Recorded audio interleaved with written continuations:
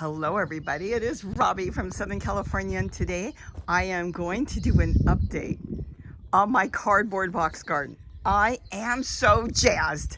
I cannot believe how well this is growing. Oh, can you imagine? And it didn't cost me anything. Now keep in mind, I do not promote cardboard boxes. I actually prefer totes. The reason I like totes is they last for many years. I don't have to do anything sometimes for a couple years, but just go back and replant or add some leaves. But today we're going to talk about cardboard boxes. Now you know that all these cardboard boxes in the next, let's say 5 to 6 months, are going to turn basically into soil. Some of them will still be standing there. But the point is, once it breaks down and gets into the soil, it's going to be my new soil. Now, some of you have asked me about the paint. I have done as much research as I can on the paint from shipping boxes, and I can't find anything bad on it. They say to compost it now. They say everything's fine. You can do all kinds of stuff with it. So I personally am not going to worry about that. Real quick though, on boxes such as food boxes like cake mixes, crackers, cookies, that's a different paint. Now there's no lead in it because they don't use lead really in the US anymore when it comes to handling stuff, because kids can handle it and things. But as far as that paint is made to last in the grocery store for a long time. So don't compost boxes like that. It's a shiny, colored paint. You'll see it, you know it. It's a different type of paint, but these should be fine. I am not going to worry about it. Let's go over what's going on. You saw me fill up the boxes. All of these boxes are done exactly like I do my totes, all right? The storage containers, they were loaded with branches and leaves and pieces of wood, anything I could find went on the bottom. As I built it to the top, I loaded in a lot of leaves. Now it is good to mix some leaves in with the branches, kind of mix brown and green. You could use those veggie rolls I make too. I love that. But for these, I loaded in a lot of branches just coming off of the trees. We did a lot of trimming and Gary saves me the branches and I use all that. Why? Well, because if I use 1 to 2 bags of soil in one box, it could cost me anywhere from $10 to $50 to fill up one container, be it a tote or a box. So I create my own soil. I create my own soil as Mother Nature does, all right? If Mother Nature can do it, I can do it too. And she does a pretty good job, I think. Some of the trees here, nobody's maintaining all these trees all these years. Nobody's doing anything. They're doing really good. So that's the way I garden. But you garden in which way works for you. All right, so it was loaded with branches and leaves and even kitchen scraps. Anything I had, old dead plants from the following year, everything went in there. Now on the top, I put a better soil. And when I say better soil, I either used a potting soil, and I just buy the cheapest because my soil is going to be so rich that I'm building. Or I also took from other totes from the following year that already broke down into black rich matter, okay? That went on the top, and then I planted. So let's go over and see what's going on. I mean, it's only been set up for, 2-3 weeks, if that. I don't believe I have any squash here yet, but it is getting ready. So I'm gonna have squash here. Now what I did here was really lazy. I didn't even take it off the board because it came out here and this one was being chewed up. The little goldfinches get on top here and eat the dickens out of it. There's not a whole lot of stuff for them to eat, and they like greenery, so I covered it with this that I made. It's getting too big for this. This is just kind of floating around right now. This is made out of a tote lid, so I just kind of moved it over, but I covered it that day and that stopped the birds right away. I don't have a rat problem in here. The rats don't seem to want to go into dirt. Rats are cleaner. They want to go into trash cans, open matter that they can get to. So they don't get into my boxes with my kitchen scraps or anything. But birds will eat the leaves on the top. All right, so this one was doing good. And like I said, I got scared, so I threw the tool over. But I'm going to design this a little differently, all right? So I'm going to put stakes, and I think I'm going to drape some tulle over it where I can lift it. There's some Swiss chard. Now see, the birds are coming here and eating this. I'm gonna let them go ahead and do this right now because I didn't plant that. That came up on its own next to the box. And once it started getting all that rich matter that's leaching out of the box, all that plant food it's creating, with the microbes and the earthworms coming to all this, that's just growing like elephant ears. Then I've got this one. It's a little bit smaller. It's in a smaller box, but you know, we'll see what happens to it. It might just take time to establish. And I think I looked the other day and 2 of them actually came up. These are squash coming up from last year's seeds that were in my compost when I started moving things, so I left them. I think they're going to be really good because this is last year's squash, and I've got to get this picked. Look at that. It's kind of like, let me see if I can show you, a round zucchini. So probably that's what they're all going to grow because they came out of a tote that had an old squash in it, and I let it decay and it stood there all winter. But when it came spring, they just want to grow. And you know, if something is born and raised here, they're used to the climate and everything, and that's what wants to grow, and it grows with such vigor. So for now, I'm going to leave that to see what it looks like because that one looks fantastic. So we'll see what happens with that, but I should pull the second one out and move it. See, that one's smaller and this one's bigger. I definitely will get that out. You'll see in the next week or so, I'll come back. Okay, these 2 are zucchini. And then I've got walking onions in here that just love it in here. They're already walking. Nothing else in here but zucchini. This is the box I set up a few days ago. And what I did here was the same thing. I built it with branches and leaves and collar leaves and anything from around the yard. And then I took some soil. There is no potting. As you can see, there's no potting mix at all in here. See, there's no perlite or anything in there. And what I did was I found a little tomato plant that was growing from last year in those, you know, the red tote. So I moved it and boy, has that thing taken off. Then I found another one and stuck it there, but I'll probably take it out. That one's really taking off. Then you saw when I planted the peppers, I cannot believe this. I've already got peppers. Look at this right there.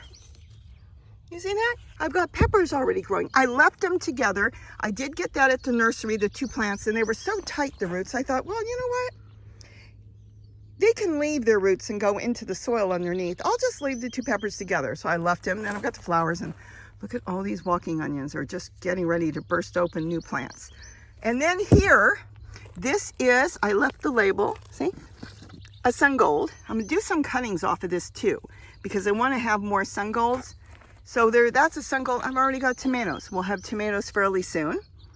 This is radishes. Now these I did in the plastic bag method. You can go back and see that video. It works fantastic. See how evenly spaced they are? I start them into my plastic bag method. Then I bring them out here and I space them the way I want under the soil because they're not growing leaves yet. And boom, they take off and then they grow exactly where I put them. Here's another one coming up. There's that one. That one, see, they're all perfectly spaced. I don't have to do anything. More walking onions and some flowers. And this we'll get into later, but this is a 2 system. And that's a strawberry plant. And look at this. This is unbelievable. I'm already gonna have a cucumber soon. And they're gonna take off on this grid. I'm not even sure where the grid came from. Gary finds a lot of stuff in the trash. So I just put that there and they're climbing up.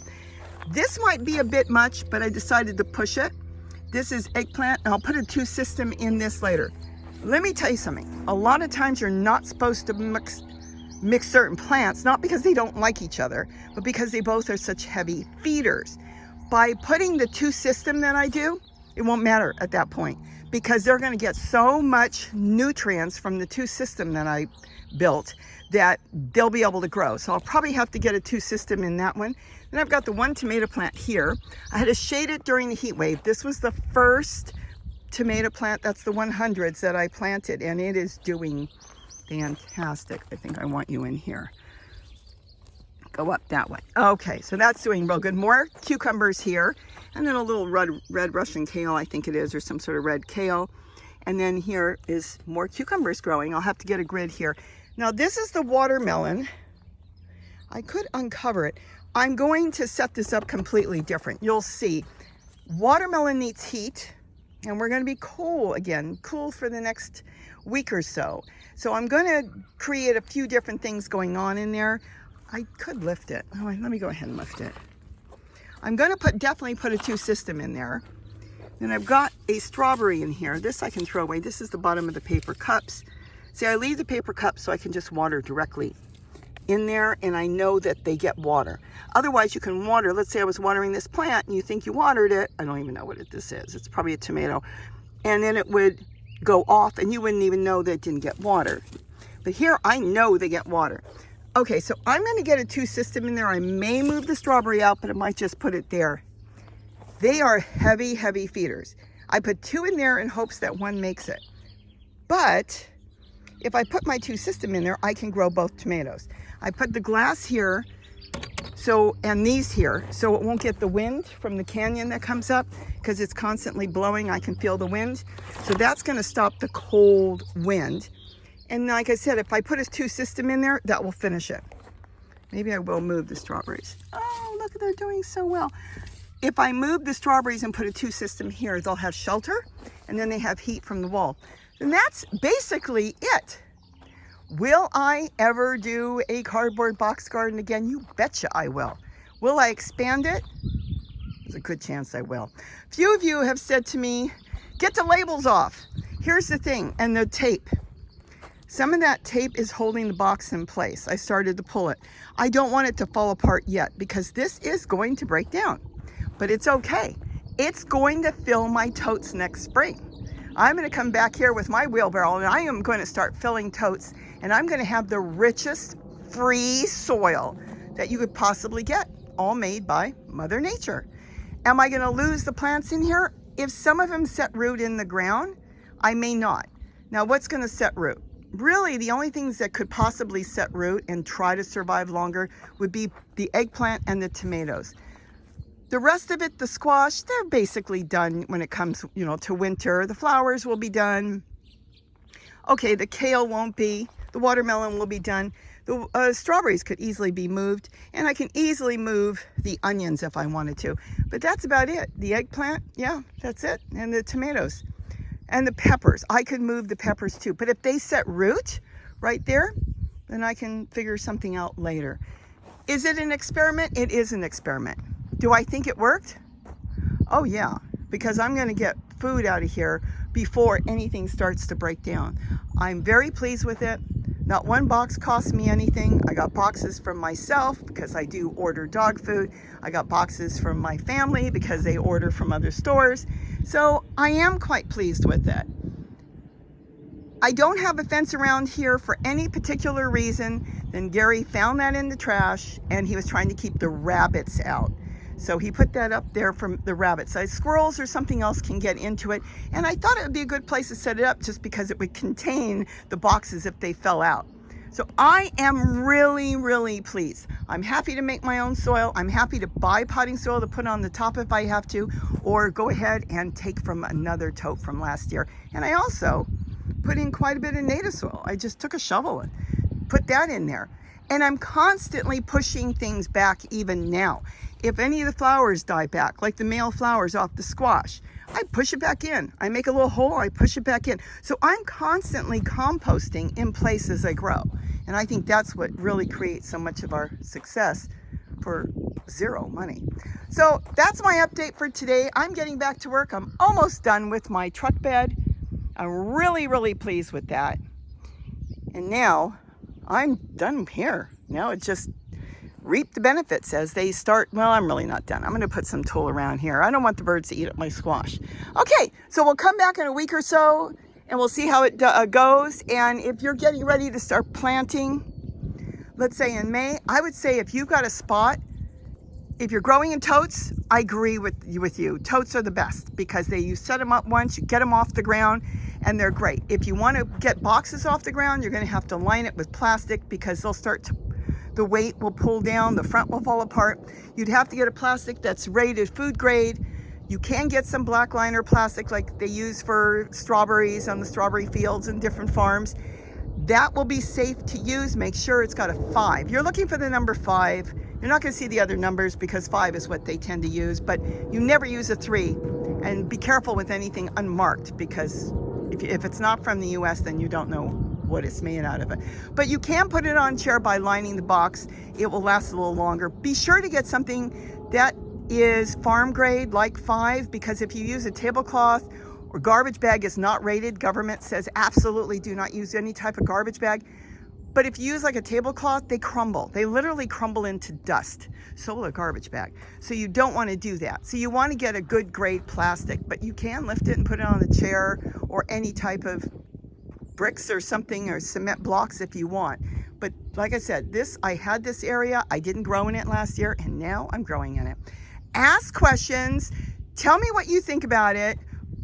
Help other people out if they come in and I can't get to it, because I read everything, but it's hard to answer everything. And I go through as many as I can every day. I sit down and go through a whole bunch. But if you know the answer or you have a thought, please feel free to put your thoughts under other people's messages. And this helps everybody out. Think of it as a community. We're all in a community type gardening in cardboard boxes or totes. And we're helping each other out because it's so important now to start getting things growing. With that, have a wonderful, wonderful day. And don't forget to eat what you grow. Bye-bye. Oh, do I have a lot of work?